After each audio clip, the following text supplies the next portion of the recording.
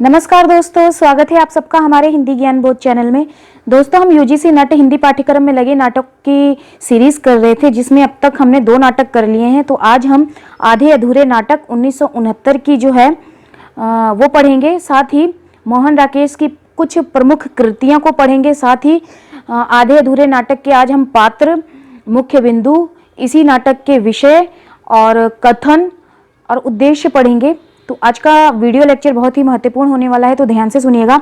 इससे पहले हम मोहन राकेश का जन्म देख लेते हैं, जो 8 जनवरी 1925 से 3 जनवरी 1972 है। और इनकी जो प्रमुख कृतियां हैं उनको मैंने यहाँ लगा दिए हैं, जो एग्जाम में अक्सर पूछी जाती हैं। तो इसमें जो उपन्यास है इनके, अंधेरे बंद कमरे उपन्यास 1961 की है, ना आने वाला कल 1970 की है, अंतराल 1973 की है, कांपता हुआ दरिया, नीली रोशनी की बाहें अप्रकाशित रचना है। तो इसमें ऊपर के जो 3 दिए हुए हैं, अंधेरे बंद कमरे, ना आने वाला कल और अंतराल, ये अक्सर एग्जाम में अनुक्रम में प्रश्न बनते हैं।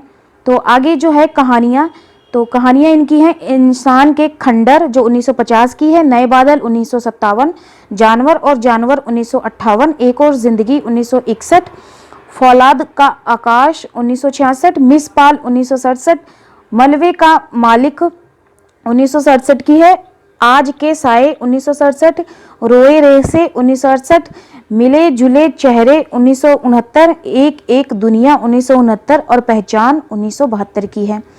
तो कहानियां भी अनुक्रम में पूछी जाती हैं, तो इनको ध्यान में रखिएगा। कहानी संग्रह जो इनके हैं, क्वार्टर, पहचान, वारिश नामक इनकी 3 कहानी संग्रह हैं, जिनमें कुल 54 कहानियां संकलित हैं। आगे है नाटक, जो इनके प्रमुख नाटक हैं, आषाढ़ का एक दिन 1958 की है, लहरों के राजहंस 1963 की, आधे अधूरे 1969, पैर तले की जमीन आधा अधूरा उपन्यास है, जिसको कमलेश्वर जी ने पूरा किया था 1975 में। तो ये भी पूछा जाता है, इसको भी ध्यान में रखिएगा। अब इनकी जो एकांकी है वो भी देख लेते हैं। एकांकी एवं अन्य नाट्य रूप 1973 की है, अंडे के छिलके, सिपाही की माँ, प्यालियां टूटती हैं तथा अन्य एकांकी बीज नाटक, दूध और दांत अप्रकाशित एकांकी है। आगे है डायरी इनकी, मोहन राकेश की डायरी, जीवनी संकलन इनकी है, समय सारथी, यात्रा वृत्तांत है इनका, आखिरी चट्टान 1957 की, ऊंची झील 1960, पतझड़ का रंगमंच। तो ये 2 पूछी जाती हैं, ऊंची झील और आखिरी चट्टान। निबंध संग्रह है इनका, प्रवेश 1967, रंगमंच और शब्द 1974 की है, बकलम खुद 1974 की। तो बकलम खुद ये महत्वपूर्ण है, पूछी गई है, प्रवेश भी पूछी जा चुकी है। साहित्यिक और संस्कृत दृष्टि 1975 की है, ये भी पूछा जा चुका है। तो ये इनके निबंध संग्रह है, इनको आप ध्यान में रखिएगा। आगे है इनके अनुवाद, संस्कृत के शकुंतलम तथा मृच्छकटिकम नाटकों का हिंदी रूपांतरण किया है, संपादन इन्होंने सारिका और नई कहानी पत्रिका का किया है। अब आधे अधूरे नाटक जो मोहन राकेश की है, इनके नाटकों के हम पात्र परिचय पढ़ लेते हैं। सबसे पहले जो सावित्री है, नाटक की नायिका, महेंद्र नाथ की पत्नी, उम्र 40 साल की है। इसमें जो 4 पुरुष हैं, इनको पुरुष 1, पुरुष 2, पुरुष 3, पुरुष 4 में इसको विभाजित किया हुआ है नाटक में। तो पुरुष 1 में महेंद्र नाथ है, जिसमें सावित्री का पति, उम्र 49 वर्ष है।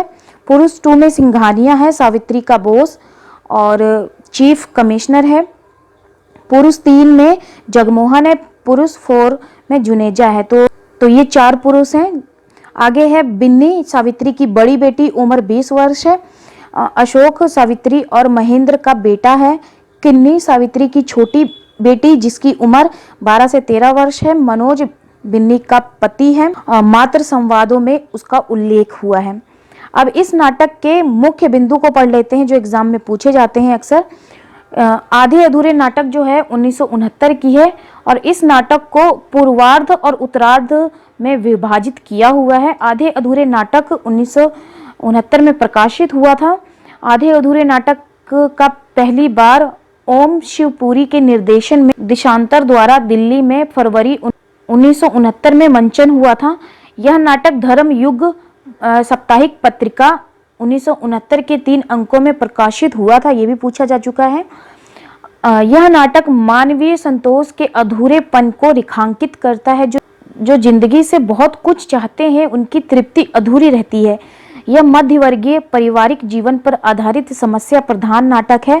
आधुनिक कामकाजी स्त्री का चित्रण और नारी मुक्ति की भावना का वर्णन किया गया है। कुंठित युवा वर्ग की पीड़ा का चित्रण है। यह पूर्णता की तलाश का नाटक है। इस नाटक को मील का पत्थर भी कहा जाता है। रंगमंच की दृष्टि से आधे अधूरे नाटक को प्रयोगशील नाटक भी कहा जाता है। यह हिंदी का पहला प्रमुख नाटक है जो विवाह संस्था को एक स्थिर स्थायी व्यवस्था और घर को एक सुखी परिवार के रूप में स्थापित करने वाले सदियों पुराने मिथक को तोड़ने का प्रयास करता है। इस नाटक की सबसे बड़ी विशेषता यह है कि एक ही पुरुष चार पुरुषों की भूमिका मात्र वस्त्र परिवर्तन के आधार पर करता है। पुरुष एक जो है वो है महेंद्रनाथ, पुरुष 2 में सिंघानिया है, पुरुष 3 में जगमोहन है, पुरुष 4 में जुनेजा है। तो ये आप ध्यान में रखिएगा क्योंकि जो मैं इसके अभी कथन करवाऊंगी तो इसी तरह इसके कथन नाटक में बताए गए हैं। पुरुष 1 का कौन सा कथन है, पुरुष 2 का कथन कौन सा है, पुरुष 3 का कथन कौन सा है, तो ये आप ध्यान में रखिएगा। आगे करें इससे पहले अगर आप हमारे चैनल पे नए हैं तो वीडियो को लाइक कर दीजिएगा, चैनल को सब्सक्राइब कर दीजिएगा, इसको ज़्यादा से ज़्यादा अपने फ्रेंड्स सबके साथ शेयर करिएगा। तो अब हम आधे अधूरे नाटक का विषय पढ़ेंगे जिसमें मध्यवर्गीय जीवन की विडंबना का चित्रण किया गया है, पारिवारिक विघटन का चित्रण है, स्त्री पुरुष संबंध का चित्रण किया गया है, नारी की त्रासदी का चित्रण है, वैवाहिक संबंधों की विडंबना का चित्रण है। आगे है आधे अधूरे नाटक का उद्देश्य क्या है, किस उद्देश्य से ये नाटक लिखा गया है उसको हम देखते हैं। आधे अधूरे नाटक के माध्यम से मोहन राकेश ने महानगरों में रहने वाले मध्यवर्गीय जीवन की विसंगतियों एवं विडंबनाओं का चित्रण किया है। भूमंडलीकरण के इस दौर में मध्यवर्गीय परिवार के टूटते बिखरते रिश्ते, उनका अधूरापन, कुंठा घुटन इत्यादि को मोहन राकेश ने सावित्री और महेंद्रनाथ के परिवार के माध्यम से सफलतापूर्वक अभिव्यक्त किया है। आधे अधूरे नाटक में पारिवारिक विघटन, स्त्री पुरुष संबंध, स्त्री जीवन की त्रासदी आदि प्रभावपूर्ण चित्रण हुआ है। तो ये आधे अधूरे नाटक का उद्देश्य है। अब इस नाटक के जो महत्वपूर्ण कथन बनते हैं वो हम करेंगे। इस नाटक को उत्तरार्ध और पूर्वार्ध 2 अंकों में विभाजित किया है। तो हम सबसे पहले पूर्वार्ध में जो महत्वपूर्ण कथन बनते हैं उनको हम पढ़ेंगे, जिसमें शायद अपने बारे में इतना कह देना ही काफ़ी है कि सड़क के फुटपाथ पर चलते आप अचानक जिस आदमी से टकरा जाते हैं वो आदमी मैं हूँ। आप सिर्फ घूर कर मुझे देख लेते हैं, इसके अलावा मुझसे कोई मतलब नहीं रखते कि मैं कहाँ रहता हूँ, क्या करता हूँ। यह कथन काले सूट वाला आदमी का है। बात इतनी है कि विभाजित होकर मैं किसी न किसी अंश में आपसे हर एक व्यक्ति में हूँ और यही कारण है कि नाटक के बाहर हो या अंदर मेरी कोई भी एक निश्चित भूमिका नहीं है। यह भी काले सूट वाले आदमी का कथन है। आगे है, आदमी जो जवाब दे वो उसके चेहरे से भी तो झलकना चाहिए, पुरुष 1 का कथन है। अब आकर लगने लगा है कि वहाँ जाना बिल्कुल जाना नहीं था, बड़ी लड़की का कथन है। 2 आदमी जितना ज़्यादा साथ रहें, एक हवा में सांस लें, उतना ही ज़्यादा अपने को एक दूसरे से अजनबी महसूस करें, बड़ी लड़की का कथन है। एक गुब्बारा सा है जो हर वक्त मेरे अंदर भरा रहता है, मैं इंतज़ार में रहती हूँ जैसे कि कब कोई बहाने मिले जिससे उसे बाहर निकाल लूँ और आखिर, बड़ी लड़की का कथन है। आगे जो कथन है, मैं इस बार से ही अपने अंदर कुछ ऐसी चीज़ लेकर आई हूँ जो किसी भी स्थिति में मुझे स्वाभाविक नहीं रहने देती है। और आपको ध्यान हो तो ये एग्ज़ाम में पूछा भी जा चुका है ये कथन, बड़ी लड़की का कथन है ये। आगे है, जो मुझसे नहीं संभलता वह और किससे संभल सकता है इस घर में, जान सकती हूँ, बड़ी लड़की का कथन है। हर वक्त की दुत्कार, हर वक्त की कोंच, बस यही कमाई है यहाँ मेरी इतने सालों की, पुरुष 1 का कथन है। आगे है, मैं इस घर में एक रबड़ स्टैंप भी नहीं, सिर्फ एक रबड़ का टुकड़ा हूँ, बार बार घिसा जाने वाला रबड़ का टुकड़ा, पुरुष एक का कथन है, मैं एक कीड़ा हूं जिसके अंदर ही अंदर इस घर को खा लिया है, पर अब पेट भर गया है मेरा, हमेशा के लिए भर गया है। पुरुष एक का कथन है, यहाँ पर सब लोग समझते हैं कि मुझे एक मशीन जो कि सबके लिए आटा पीसकर रात को दिन और दिन को रात करती रहती है, मगर किसी के मन में जरा सा भी ख्याल नहीं है कि इस चीज के लिए कि कैसे मैं। सावित्री का कथन है, जीवन की विचित्रताओं की ओर ध्यान देने लगे तो कई बार तो लगता है कि भूल तो नहीं आया घर पर। पुरुष एक का कथन है, गाड़ी का इंजन तो फिर से भी धक्के से चल जाता है, पर जहां तक माथे की ओर इशारा करके इस इंजन का सवाल है। अशोक का कथन है, जिसके आने से हम जितने छोटे हैं उससे और छोटे हो जाते हैं अपनी नज़र में। अशोक का कथन है, मेरे पास अब बहुत साल नहीं है जीने को, पर जितने हैं उन्हें मैं इस तरह और निभाते हुए नहीं काटूंगी। मेरे करने से जो कुछ हो सकता था इस घर का हो चुका आज तक। मेरी तरफ से यह अंत है उसका निश्चित अंत। सावित्री का कथन है। अब हम उत्तरार्ध के महत्वपूर्ण कथन को पढ़ेंगे। इससे पहले अगर आप हमारे टेलीग्राम चैनल और व्हाट्सएप ग्रुप के साथ जुड़ना चाहते हैं तो जुड़ सकते हैं। डिस्क्रिप्शन में लिंक दे रखा है, वहां पे मैं काफ़ी सारा स्टडी मटेरियल उपलब्ध करवाती हूँ। जो चीज़ बरसों से एक जगह रुकी है वो रुकी ही नहीं रहनी चाहिए। अशोक का कथन है।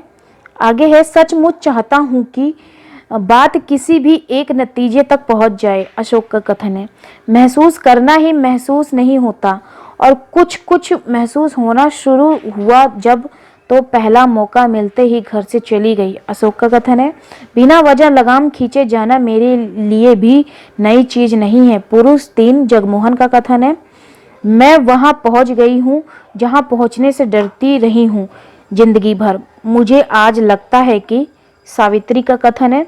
आगे है, मेरे लिए पहले भी असंभव था यहाँ यह सब सहना, तुम जानते ही हो, पर अब आकर बिल्कुल बिल्कुल असंभव हो गया। सावित्री का कथन है, मुझे याद है तुम कहा करते थे सोचने से कुछ होना हो तब तो सोचे भी कि मतलब। बिन्नी का कथन है, और जानकर ही कहता हूँ कि तुमने इस तरह सिकंजे में कस रखा है उसे कि वह अब अपने 2 पैरों पर चल सकने लायक भी नहीं रहा। पुरुष 4 का कथन है, आदमी किस हालत में सचमुच एक आदमी होता है। सावित्री का कथन है, यूं तो जो कोई भी एक आदमी की तरह चलता फिरता बात करता है वो आदमी ही होता है, पर असल में आदमी होने के लिए क्या जरूरी नहीं है कि उसमें अपने एक मादा अपनी एक शख्सियत हो। सावित्री का कथन है, जब से मैंने उसे जाना है मैंने हमेशा हर चीज के लिए उसे किसी न किसी का सहारा ढूंढते पाया है। सावित्री का कथन है, क्योंकि तुम्हारे लिए जीने का मतलब रहा है कितना कुछ एक साथ होकर, कितना कुछ एक साथ पाकर और कितना कुछ एक साथ ओढ़कर जीना। वह उतना कुछ कभी तुम्हें किसी एक जगह न मिल पाता। पुरुष 4 का कथन है, देखा है कि जिस मुट्ठी में तुम कितना कुछ एक साथ भर लेना चाहती थी उसमें जो था वह भी धीरे धीरे बाहर फिसलता गया है कि तुम्हारे मन में लगातार एक डर समाता गया जिसके मारे कभी तुम घर का दामन थामती रही हो कभी बाहर का, और कि वह डर एक दहशत में बदल गया। पुरुष 4 का कथन है, जाते हुए सामने थी एक पूरी जिंदगी पर लौटने तक का कुल हासिल, उनके हाथों का गिजगिजा पसीना। और पुरुष 4 का कथन है, सब के सब एक से, बिल्कुल एक से, हम लोग अलग अलग मुखौटे पर चेहरा और चेहरा सबका एक। सावित्री का कथन है, मुझे भी अपने पास उस मोहरे की बिल्कुल बिल्कुल जरूरत नहीं जो ना खुद चलता है ना किसी और को चलने देता है। सावित्री का कथन है। तो ये उत्तरार्ध और पूर्वार्ध अंक के महत्वपूर्ण कथन थे। उम्मीद करती हूँ पसंद आए होंगे। तो ये था आज का हमारा वीडियो लेक्चर कैसा लगा कमेंट सेक्शन में कमेंट करके फीडबैक जरूर दीजिएगा। और वीडियो को एक लाइक कर दीजिएगा और इसको ज़्यादा से ज़्यादा अपने फ्रेंड्स सबके साथ शेयर करिएगा। तो चलिए फिर मिलते हैं एक नए वीडियो में एक नए टॉपिक के साथ। धन्यवाद।